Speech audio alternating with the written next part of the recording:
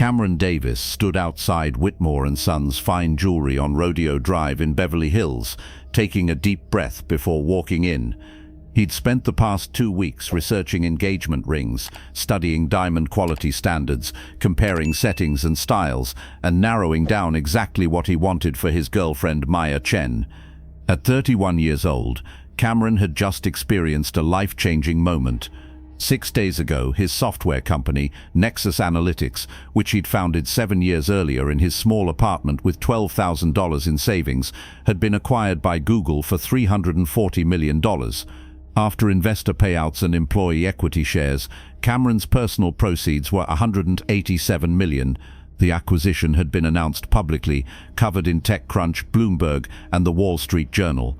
Cameron's face had been on business news websites for 3 days. But looking at him in his casual outfit of a premium Reigning Champ hoodie, dark jeans and limited edition Nike sneakers, most people wouldn't recognize him as a newly minted multi-millionaire tech CEO. He preferred it that way. Cameron had grown up in South Central Los Angeles, raised by a single mother who worked 2 jobs. He'd attended public schools, earned a full scholarship to USC, and built his company through relentless work and smart decisions, not family connections or inherited wealth. His success hadn't changed his style or his values. But now, with financial security beyond his wildest dreams, Cameron wanted to do something he'd been planning for months: propose to Maya, the woman who'd supported him through the lean startup years, who'd believed in him when Nexus Analytics was just an idea, who'd celebrated every small milestone and consoled him through every setback. He'd researched engagement rings exhaustively and decided he wanted a specific stone, a 3.5-carat cushion-cut diamond with excellent cut, VS1 clarity, and F-color. He wanted it set in a platinum band with a classic solitaire setting. He knew exactly what he wanted, and he had a budget of up to $150,000 to get it. Whitmore & Sons Fine Jewelry was considered one of Beverly Hills' premier jewelry stores.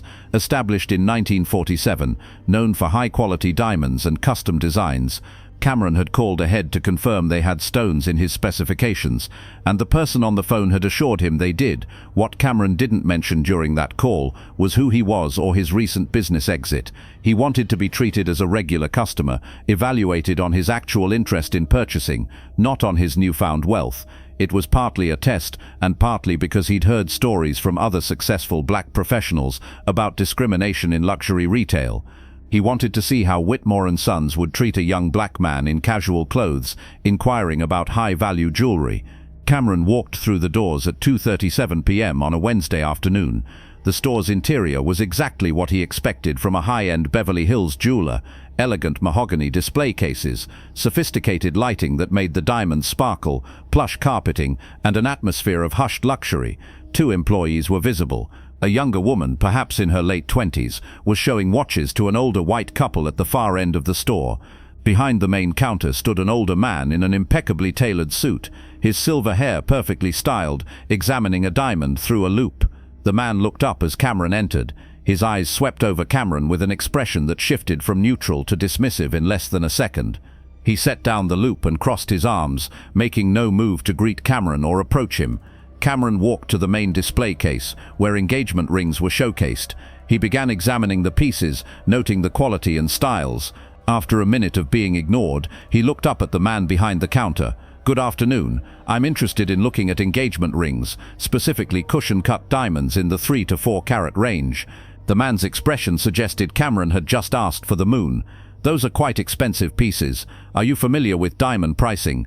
"Yes, I've done extensive research. I'm looking for excellent cut, VS1 or better clarity, and F or better color. I understand that puts the stone alone in the $80,000 range, depending on specifics, plus setting." The man raised an eyebrow, clearly surprised Cameron knew the terminology and pricing.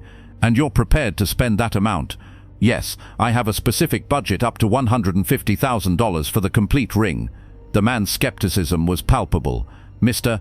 I'm sorry, what was your name?" "Cameron Davis." "Mr. Davis, I'm Thomas Whitmore, owner of this establishment. My family has been in the diamond business for 3 generations. In my experience, customers who are serious about purchasing rings in that price range typically schedule appointments, work with our design team, and come prepared with financing documentation. I called yesterday to confirm you had stones in my specifications," Cameron said. The person I spoke with said I could come in any time this week to view them. That may have been my assistant. She sometimes makes commitments without understanding the full scope of our clientele requirements. Thomas's tone made clear he didn't consider Cameron part of that clientele. Your website says you welcome walk-in customers, Cameron pointed out. For certain purchases, yes, but for investments of this magnitude, we need to ensure customers are qualified. Qualified how? Thomas sighed as if explaining something obvious to a child.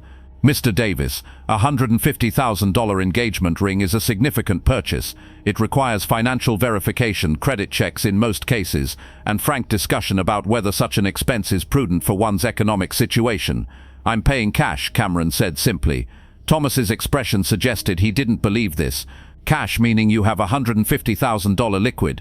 Yes, and where exactly did you acquire that amount of liquid capital?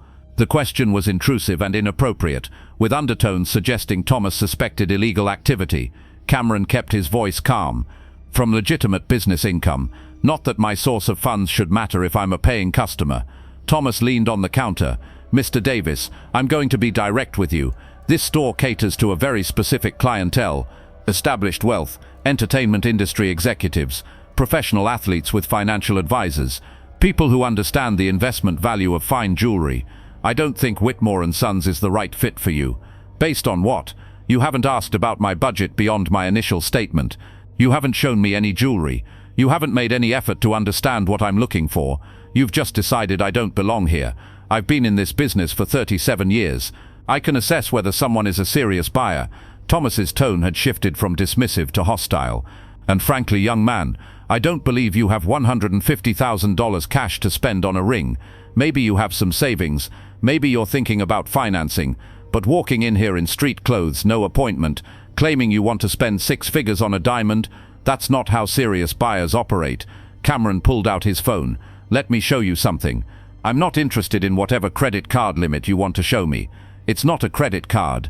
Cameron pulled up his banking app, which showed his checking account balance, $4,347.8092. He also pulled up a recent wire transfer confirmation, $146,750,000, deposited 6 days ago from the Nexus Analytics acquisition. Thomas glanced at the phone screen, his eyes widening, but instead of apologizing, he became defensive. Anyone can Photoshop bank statements. I've seen fake screenshots before. If you're trying to convince me, I'm not trying to convince you of anything, Cameron interrupted. I came here as a customer looking to make a legitimate purchase. You've decided, based on my appearance, that I'm not worthy of your time or service. That's discrimination, Mr. Whitmore. Don't you dare accuse me of discrimination. Thomas's face reddened. I treat all customers equally, but I also protect my business from people who waste my time, or frankly, who might be casing the store for robbery. The implication was stunning and offensive. Cameron kept his voice level despite his anger. You think I'm planning to rob you? I think a young man in casual clothes claiming to have hundreds of thousands in cash raising questions about store security is part of my responsibility. The younger saleswoman had noticed the confrontation and approached cautiously. Mr. Whitmore, is everything all right? It's fine, Melissa. This gentleman was just leaving. I'm not leaving, Cameron said. I'm a customer who came here to purchase a ring. I'm being refused service based on assumptions about my financial status, and I suspect my race.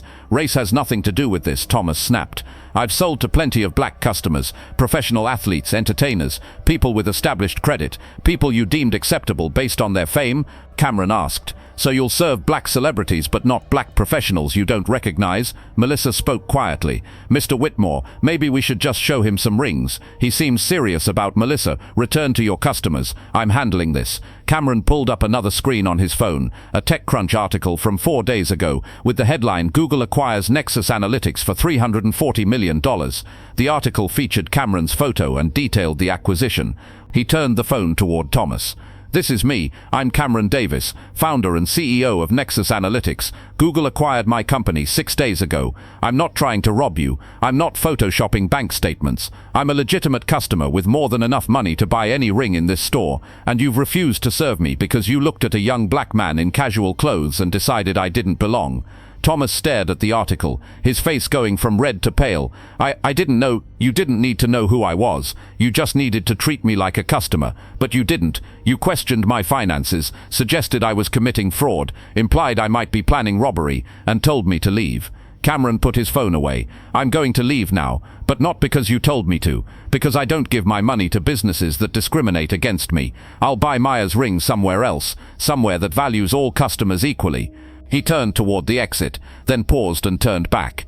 "You know what's ironic, Mr. Whitmore? I was going to spend $150,000 here today. I was prepared to buy the ring, recommend you to my friends in the tech industry, who are also looking at engagement rings, and possibly commission custom pieces for family members. You just lost hundreds of thousands in business because you couldn't see past your prejudices."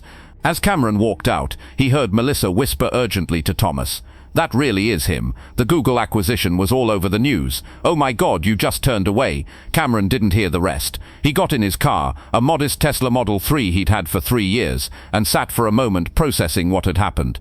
Then he did what he'd learned to do in the tech industry when facing obstacles. He documented everything and strategized his response. He opened a notes app and typed out every detail of the interaction while it was fresh. He checked California recording laws and confirmed it was a two-party consent state, so he couldn't have legally recorded without Thomas's knowledge. But he had his banking app screens howling timestamps, he had the TechCrunch article, and he had Melissa as a potential witness. Then Cameron made a decision. This wasn't just about him. This was about every black professional who'd been profiled and dismissed in luxury retail. Every person who'd been told they couldn't afford something before being given a chance. Every customer judged by appearance rather than actual intent to purchase. Cameron opened Twitter, where he had 47,000 followers from his years building Nexus Analytics and sharing business insights. He composed a thread. "Today I walked into Whitmore & Sons Fine Jewelry in Beverly Hills to buy a $150K engagement ring. I was refused service, accused of fraud, and told I might be casing the store for robbery. Why? I'm a young black man in casual clothes." He continued with subsequent tweets detailing the interaction, including Thomas's specific quotes, the accusations, and the refusal to show any jewelry despite Cameron's stated budget and qualifications. "I recently sold my company to Google for $340 million. I have more than enough money to buy any ring in that store, but Thomas Whitmore decided I wasn't worthy of service based on how I look. This is what discrimination in luxury retail looks like. For those saying I should have dressed better or scheduled an appointment, why? Their website welcomes walk-ins. My clothes were clean and appropriate, and my financial status shouldn't require formal wear to be respected. Black customers shouldn't have to prove we belong. I'll buy Maya's ring elsewhere, but I'm sharing this because it happens constantly to black professionals in luxury retail. Usually we just leave and say nothing. Today I'm saying something. Discrimination is wrong, even in 150K jewelry stores, especially there." The thread went viral within hours. Within 3 hours it had 127,000 retweets. News outlets began picking up the story. Other customers shared their own experiences of discrimination at Whitmore & Sons and other luxury retailers. The story hit a nerve because it illustrated a common experience. Black professionals, regardless of wealth, facing assumptions and discrimination based on appearance. By 6 p.m. that same day, the story was trending on Twitter and had been picked up by TMZ, Page 6, and several business news outlets. Cameron's phone was flooded with interview requests, messages of support, and unfortunately, some racist attacks from people who claimed he was playing the race card. But what got more attention was the response from the luxury retail community. Several high-end jewelers in Los Angeles reached out to Cameron directly, apologizing for his experience and inviting him to their stores with assurances of respectful service. Tiffany & Co. tweeted, "We're sorry to hear about your experience. At Tiffany, every customer receives our highest standard of service. We'd be honored to help you find the perfect ring." Harry Winston sent a private message offering to open their private salon for Cameron and Maya with a personal appointment with their master jeweler. Even competitors to Whitmore & Sons, other Beverly Hills jewelers, publicly distanced themselves from Thomas's behavior, emphasizing their commitment to serving all customers equally. The most damaging response came from Thomas Whitmore himself. Instead of apologizing, he gave a statement to a local news outlet that made things worse. "I stand by my actions. As a business owner, I have the right to determine who I do business with. I have security concerns when unknown individuals come in claiming to have large amounts of cash. I was protecting my store, my employees, and my inventory." If Mr. Davis was offended, perhaps he should have dressed more appropriately for the level of purchase he was claiming to make. The statement was a disaster. It confirmed the discrimination, blamed Cameron for how he dressed, and showed no remorse. The backlash intensified. Celebrities began weighing in. LeBron James tweeted, "Been there. Doesn't matter how much money you have if they see your skin color first. Shop elsewhere." Oprah shared Cameron's thread with her own comment, "Still happening in 2024. We need to do better." business leaders from the tech industry rallied around Cameron. Dozens of CEOs and venture capitalists announced they'd never shop at Whitmore & Sons. Several mentioned they'd previously been customers but would take their business elsewhere. But the most impactful response came from someone Cameron hadn't expected: Richard Whitmore, Thomas's younger brother and co-owner of Whitmore & Sons. Richard, who'd been traveling internationally and hadn't been aware of the incident until returning to Los Angeles that evening, immediately called Cameron. "Mr. Davis, this is Richard Whitmore. I'm Thomas's brother and the co-owner of Whitmore & Sons. I just learned about what happened in our store today, and I'm horrified. I want to apologize directly and in person if you'll allow it." Cameron, surprised by the call, agreed to meet Richard the next morning at a neutral location, a coffee shop in West Hollywood. Richard Whitmore looked nothing like his brother. Where Thomas projected old-money snobbery, Richard, at 54, wore jeans and a casual button-down shirt. He'd spent the past decade managing the business operations side of Whitmore & Sons, while Thomas ran the retail operations. "Mr. Davis, I can't apologize enough for what my brother did," Richard began. "I've spent the past 12 hours reviewing security footage from the store, reading your Twitter thread, and talking to Melissa, our sales associate who witnessed the interaction. Everything you've said is accurate, and Thomas's behavior was inexcusable." Cameron sipped his coffee. "I appreciate you reaching out, but your brother's statement to the press last night suggested he doesn't think he did anything wrong. He's wrong, completely wrong, and I've told him that." Richard looked genuinely pained. "Thomas and I have been having disagreements about how we run the store for years. He has very traditional ideas about our clientele.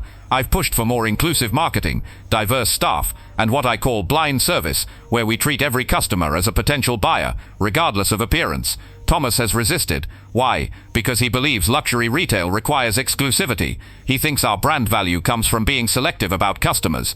I think that's not just wrong morally, but wrong economically. We're losing business, and yesterday proved it. You alone would have been a $150,000 sale plus referrals." Richard pulled out his laptop. "I've been running numbers. Over the past 5 years, we've had 47 complaints from customers, particularly customers of color, about being dismissed, ignored, or treated with suspicion.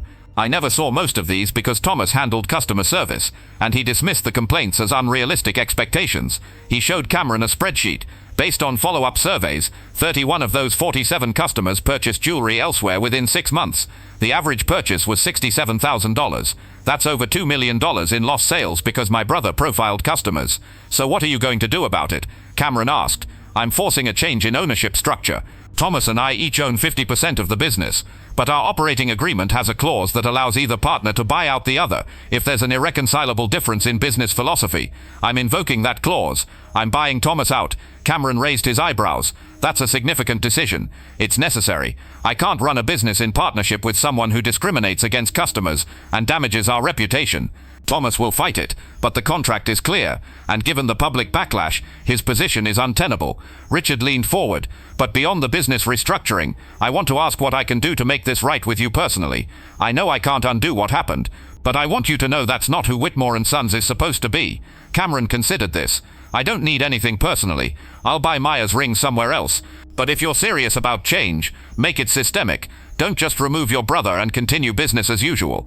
What do you suggest? Hire a diversity consultant, not for PR, but actually listen to them and implement changes. Review your hiring practices. Make sure your staff reflects LA's diversity. Train everyone on unconscious bias. Create clear policies that prevent what Thomas did, and be transparent about it. Show customers you're serious about change. Don't just claim it." Richard nodded, taking notes. "I'll do all of that, and I want to do something else.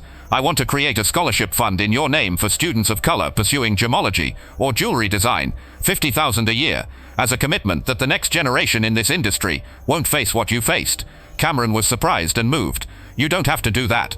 I do. Not as charity, but as investment in change. Will you help me design the scholarship? I want your input on how it should work."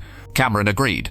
Over the next hour, they discussed comprehensive reforms for Whitmore & Sons, with Cameron sharing insights from the tech industry about building inclusive companies. The battle between Richard and Thomas Whitmore played out over the next 3 months, covered extensively in business and local news. Thomas fought the buyout, claiming Richard was overreacting to social media outrage. He gave additional interviews that made things worse, at one point suggesting that certain types of customers required more scrutiny. But Richard had the stronger legal position and the public's support. The operating agreement was clear, and Thomas's public statements had damaged the business measurably. Website traffic dropped 63%, foot traffic fell by half. Several major clients, including 2 professional athletes and a prominent entertainment producer, publicly announced they were taking their business elsewhere. The buyout was finalized at a substantial but undisclosed sum, with Thomas agreeing to non-compete terms that prevented him from operating a jewelry business in California for 5 years. He left Los Angeles for Palm Springs, where, according to reports, he opened an art gallery catering to retirees. Richard assumed full ownership and immediately implemented sweeping changes. 1. Diversity hiring initiative actively recruited sales staff from diverse backgrounds, including hiring 2 black gemologists and a Latino master jeweler. 2. Blind customer service protocol. Initial customer interactions focused solely on jewelry preferences and budget, with no judgments based on appearance or attire. 3. Mandatory training. Quarterly unconscious bias training for all staff, with specific focus on luxury retail discrimination patterns. 4. Customer advocate position. Hired an independent customer service specialist whose job was to handle complaints and ensure equitable treatment. 5. Transparency reports. Quarterly public reports on customer demographics, satisfaction scores, and discrimination complaint resolution. 6. Community outreach. Partnered with organizations serving communities of color, hosting jewelry education workshops and career mentorship programs. 7. The Cameron Davis Scholarship, $50,000 annually for students of color pursuing gemology, jewelry design, or retail management. The reforms were expensive and time-consuming, but the results were significant. Within 6 months, Whitmore & Sons began recovering. Website traffic increased. Positive reviews on Yelp and Google returned. Most importantly, the customer base diversified substantially. Cameron, watching the transformation, eventually gave Richard an opportunity to prove the changes were real. 11 months after his initial discriminatory experience, Cameron returned to Whitmore & Sons, this time with Maya, to purchase the engagement ring. Richard himself served them, showing deep respect and genuine enthusiasm for helping them find the perfect ring. The experience was everything the first visit should have been: attentive service, expert knowledge, beautiful jewelry, and zero judgment. Cameron purchased a stunning 3.7-carat cushion-cut diamond set in a custom platinum setting for $106. The ring was perfect, and the experience, though bittersweet given what had preceded it, demonstrated that real change was possible. 2 years after the incident, Cameron and Maya were married in an intimate ceremony in Santa Barbara. Richard Whitmore attended as a guest, having become an unexpected ally and friend through the scholarship program they now jointly managed. Thomas Whitmore was not invited, and had reportedly declined to comment when a Society reporter asked about his brother's attendance at the wedding of the man he discriminated against. 3 years after the incident, Whitmore & Sons was featured in Vogue Business as a case study in luxury retail transformation. The article detailed how addressing discrimination had actually strengthened the business. Under Richard Whitmore's leadership, the store now serves a broader, more diverse clientele, while maintaining its reputation for quality. Sales have increased 37% over 3 years. The store's Instagram following has grown from 12,000 to 186,000, with engagement from diverse demographics, and customer satisfaction scores are at an all-time high. The article interviewed several customers who'd returned to Whitmore & Sons after the reforms. Marcus Johnson, a black tech executive: "I tried to shop there 5 years ago, and was basically ignored. When I heard about the changes under Richard's ownership, I gave them another chance. I bought my wife's anniversary gift there last year, a $45,000 bracelet. The experience was excellent." Diana Rodriguez, a Latina attorney: "I'd heard the stories about the old management, so I avoided Whitmore & Sons, but the new commitment to serving everyone equally convinced me to visit. I purchased custom earrings, and the staff was incredibly helpful and respectful." The article also tracked Thomas Whitmore's trajectory. His Palm Springs art gallery had closed after 18 months. He'd attempted to open a jewelry consulting business, but struggled to find clients willing to work with someone whose discrimination had been so publicly documented. In a later profile in Los Angeles magazine about the incident and its aftermath, Thomas gave what appeared to be his most honest interview. "I was wrong. I can make excuses about protecting my business or following my instincts, but the truth is, I discriminated against Cameron Davis because I made assumptions based on his race and age. I didn't see a successful businessman. I saw a young black man and decided he didn't belong in my store. I've lost my business, my reputation, and my relationship with my brother because I couldn't see past my prejudices. I'd like to say I've learned and grown, but the damage is done. I can't undo what I did. I can only acknowledge it was wrong and accept the consequences." Whether Thomas's remorse was genuine or performative remained debatable, but the consequences were undeniable. His career in luxury retail was over. His family business had moved on without him, and his name had become synonymous with discrimination in retail. 5 years after the incident, Cameron Davis was invited to speak at the National Retail Federation's annual conference about customer service and discrimination in luxury retail. In his keynote address, he shared his experience at Whitmore & Sons. When Thomas Whitmore refused to serve me, he didn't know I'd just sold my company for hundreds of millions. He didn't know I was prepared to spend $150,000 that day. He didn't know I'd become a case study in retail discrimination. He just saw a young black man in casual clothes and decided I didn't deserve his time. But here's what's important. Even if I hadn't been wealthy, even if I couldn't have afforded that ring, I still deserved respectful service. Every customer does. Discrimination is wrong, whether it's against a tech CEO or against someone working their first job saving up for a modest ring. Thomas lost a sale and eventually his business, but the bigger loss was to every customer he'd turned away over the years who didn't have my platform or resources.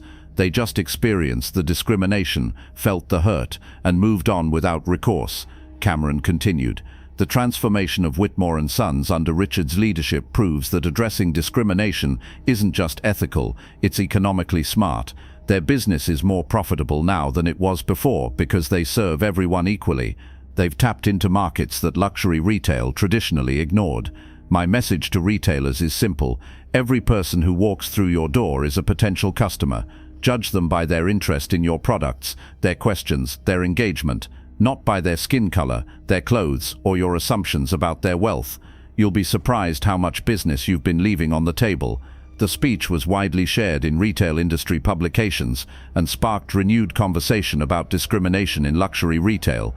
Several major luxury brands announced new training initiatives and customer service protocols explicitly designed to prevent profiling. 10 years after the incident, Cameron and Maya had 2 children and lived in a modern home in the Pacific Palisades that he'd purchased with a small fraction of his wealth from the Google acquisition. He'd become a successful venture capital investor, focusing on funding entrepreneurs from underrepresented backgrounds.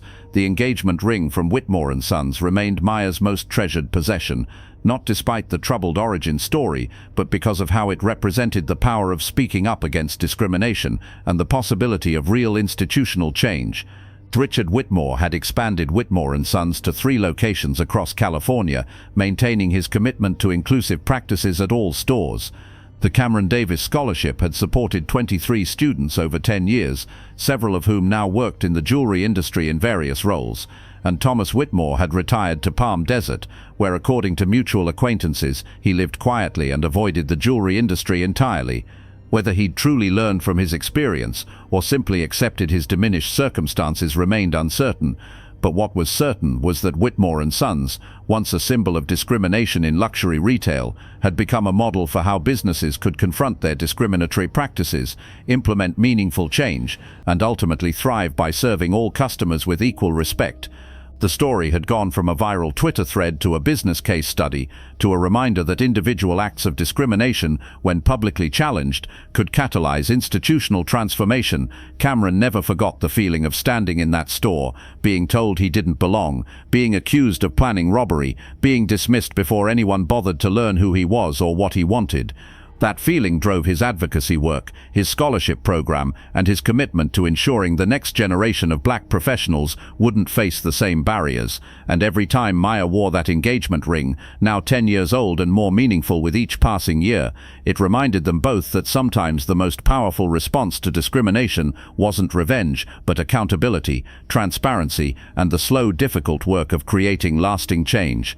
Thomas Whitmore had discriminated against the wrong person, not because Cameron was richer or more important than other customers Thomas had dismissed over the years, but because Cameron had the platform, the resources, and the determination to ensure that what happened to him wouldn't keep happening to others. That was the real victory.